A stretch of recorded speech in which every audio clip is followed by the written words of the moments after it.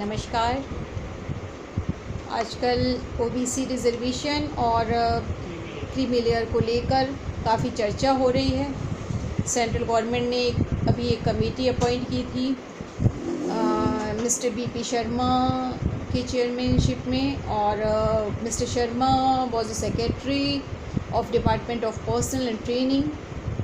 उन्होंने अभी उस कमेटी ने अभी रिकमेंडेशन दी है कि क्रीमी लेयर की डेफिनेशन को डिटरमाइन करते समय आपको उसमें सैलरी और ये एग्रीकल्चर इनकम को भी इंक्लूड करना चाहिए। उन्होंने ये भी रिकमेंडेशन दी है कि इनकम जो कैप है क्रीमी लेयर के लिए उसको 8 लाख से बढ़ाकर 12 लाख कर देनी चाहिए। अब इस रिकमेंडेशन को गवर्नमेंट मान लेती है तो इसका क्या इफ़ेक्ट होगा? इसका इफ़ेक्ट समझने के लिए आपको पता करना होगा, आपको जानना होगा कि क्रीमी लेयर है क्या और प्रेजेंट में किसको क्रीमी लेयर माना जाता है। जब मंडल कमीशन लागू हुआ तो इसको मंडल कमीशन की रिपोर्ट गवर्नमेंट ने लागू की तो उसको चैलेंज किया गया सुप्रीम कोर्ट में। इंदिरा स्वामी के केस में 9 जजेस बेंच के सामने कॉन्स्टिट्यूशन बेंच थी। वहाँ पे ये कॉन्सेप्ट आया कि क्या क्रीमी लेयर को एक्सक्लूड किया जाना चाहिए। आर्ग्यूमेंट ये हुआ था वहाँ पे सरकार की तरफ से कि बैकवर्ड क्लास को नहीं एक्सक्लूड किया, क्रीमी लेयर को नहीं एक्सक्लूड किया जाना चाहिए, क्योंकि ये जो रिज़र्वेशन है ये कोई एंटी पॉवर्टी प्रोग्राम नहीं है या पॉवर्टी एलिवेशन प्रोग्राम नहीं है, ये एम्प्लॉयमेंट देने के लिए प्रोग्राम नहीं है। ये क्या है कि एक तबका जो बहुत सारे सामाजिक वजहों से उसकी इकोनॉमिक स्थिति ख़राब हुई है, जो एक पिछड़ा हुआ बहुत पिछड़ता चला गया, जो अपने समाज ने उस वर्ग के लिए जो काम निर्धारित किया गया था उसके प्रति उसका दृष्टिकोण चूँकि एक नीचा देखने का था, इस वजह से वो समाज हमेशा नीचे जाता गया। तो उस समाज को चूँकि वो कहते हैं कि इस देश की बस के वो भी एक पहिए हैं और सारे पहिए स्ट्रॉन्ग होने चाहिए, तभी देश की गाड़ी फर्राटे से दौड़ेगी। तो सारे पहियों को मजबूत करने के लिए ये रिज़र्वेशन लाया गया ताकि समाज का बैकवर्ड क्लास, एससी को भी पहले रिज़र्वेशन दिया गया इसलिए कि वो भी बहुत बड़ा तबका है हमारे यहाँ,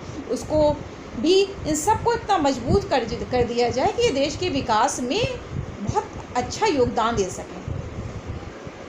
तो जब यहाँ पे इसको सुप्रीम कोर्ट ने लिखा, लेकिन ये मानना था कि समाज का वो तबका जिसकी इकोनॉमिक स्थिति बहुत अच्छी है, जो समाज में एक सम्मानजनक पदवी होल्ड करते हैं, उनको रिज़र्वेशन का फ़ायदा नहीं दिया जाना चाहिए और उनका फ़ायदा उनको सिर्फ उनको मिलना चाहिए जो एक्चुअली इसके लिए वाकई ज़रूरतमंद है।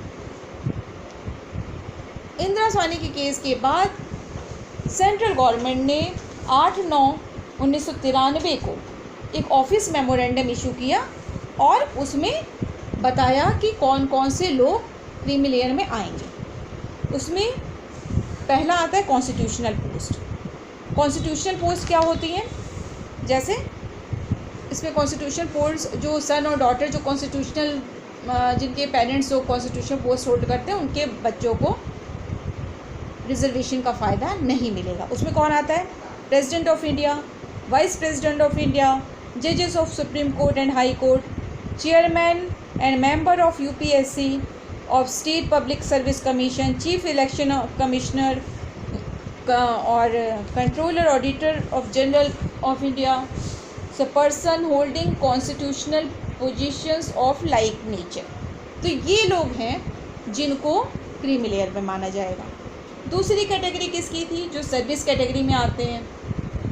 उसमें कहा गया कि वो बच्चे जिनके दोनों पेरेंट्स क्लास 1 ऑफिसर हैं और डायरेक्ट रिक्रूटमेंट है, प्रमोशन से नहीं गए हैं, जो क्लास 1 ऑफिसर्स हैं, जिनके दोनों पेरेंट्स में एक पेरेंट भी क्लास 1 ऑफिसर है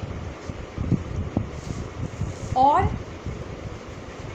जिसके दोनों पेरेंट्स क्लास 1 ऑफिसर हैं लेकिन एक की डेथ हो गई है, वो भी माना जाएगा। तो या फिर जो यूएन, आईएमएफ, बैंक इन सब के मेंबर्स रहे हों 5 साल तक, वो माने जाएंगे। ठीक है। lady belonging to OBC category has got married to class 1 officer and may herself like to apply for job. ठीक है ना, ये नहीं माने जाएंगे. कोई एक लेडी जो OBC कैटेगरी की है, उसने शादी की है क्लास 1 ऑफिसर से, उसको अगर वो किसी जॉब के लिए अप्लाई करती है, उसको क्रीमिलियर नहीं माना जाएगा.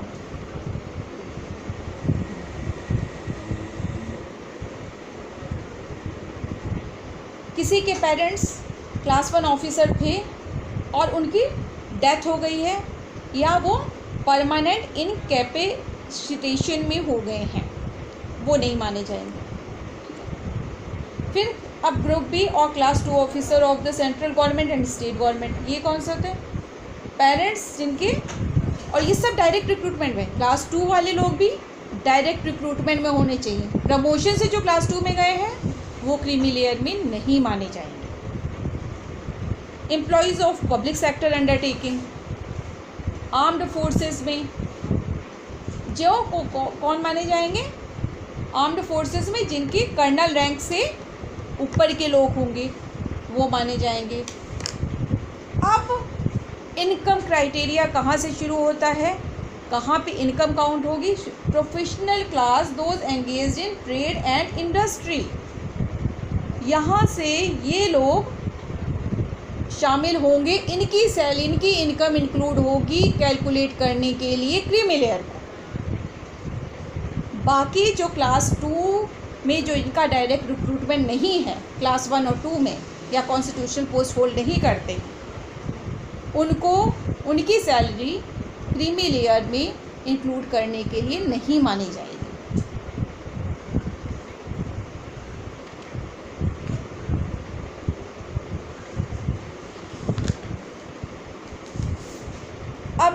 अब देखिए, अब जो आ रहा है अमेंडमेंट, अगर मान लीजिए कि वीपी शर्मा कमेटी की सिफारिशों को गवर्नमेंट ने मान लिया तो क्या होगा? प्राइमरी सेक्शंस में भी अगर दो हस्बैंड वाइफ दोनों टीचर हैं, उन लोगों की सैलरी भी एनुअली मिलाकर 12 लाख से ऊपर चली जाएगी, दोनों की मिलाकर. तो एक हाउस होल्ड की अगर आप सैलरी को काउंट करोगे तो मैक्सिमम लोग क्रीमी लेयर से एक्सक्लूड हो जाएंगे.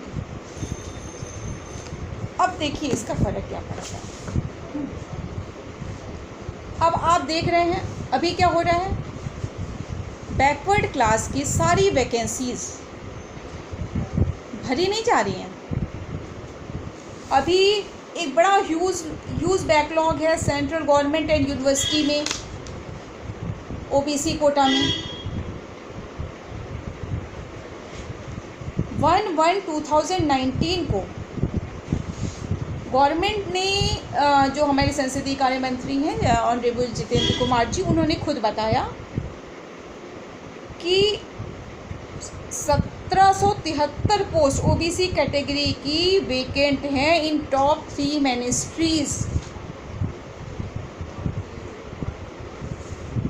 और 10,859 बैकलॉग वैकेंसी हैं जो अनफिल्ड हैं अभी भी 6 अदर सेंट्रल गवर्नमेंट मिनिस्ट्रीज़ में.